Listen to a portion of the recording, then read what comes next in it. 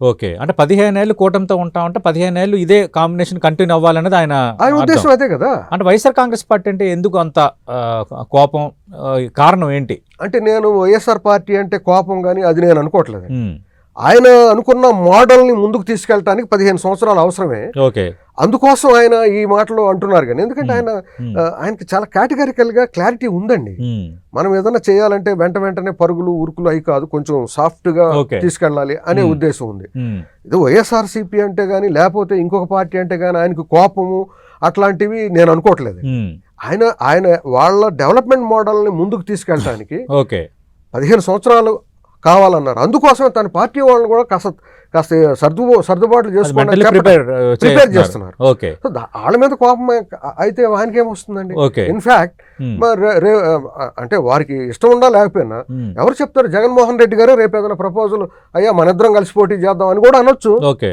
అది ఎవరు తెలుసు? అలయన్స్ పాలిటిక్స్ లో ఏదైనా జరగవచ్చు. అవును. ఆయన ఒప్పుకుంటారు లేదో పవన్ కళ్యాణ్ క్లారిటీ చెప్పేస్తున్నారు కదా 15 ఏళ్ళు కూటమితోనే ఉంటాము, కూటమి ప్రభుత్వమే ఉండాలి అని. అది నేను అనేది ఏంటనంటే వారు పవన్ కళ్యాణ్ గారు బలంగా ఆ దృష్టిలో ఉన్నారు. ఓకే. ఈయన ఒప్పుకున్నారని నేను అంటలే. జగన్మోహన్ రెడ్డి ప్రపోజల్ పెట్టొచ్చు అంటున్నా. ఓకే. సంకీర్ణ రాజకీయాలనే అది మర్చిపోవద్దు మనం. అవును. సో పవన్ కళ్యాణ్ గారు 15 సంవత్సరాలు అంటాం తన డెవలప్మెంట్ మోడల్ గురించే తప్ప నేను వేరే భవిష్యత్తులో ఎవరితో పొత్తు పెట్టుకోము, ఒంటరిగానే వస్తాము, గెలిపైనా ఓటమైనా, ఇది వైఎస్ఆర్ కాంగ్రెస్ పార్టీ నేతలు పదే చెప్పే మాట. అంటే ఒకటే వాళ్ళు ఇప్పుడు అదే సార్ నేను ఎప్పుడు ఒకటి అంటూ ఉంటాను, మార్పు అనివార్యం. ఓకే. మార్పును గుర్తించకపోతే కనుమరుగవుతారు సార్. ఓకే. నేను ఒక్కడే అంటే కుదరదు సార్. రైట్. సమాజమే మనది ప్లూరల్ సొసైటీ. ఆ ప్లూరల్ పాలిటిక్స్ ఇప్పుడు రిఫ్లెక్ట్ అవుతున్నాయి. నేను ఒక్కడే అంటే మీరు 2014లో మీరు ఒక్కరే వచ్చారు, అవును, అయిపోయారు.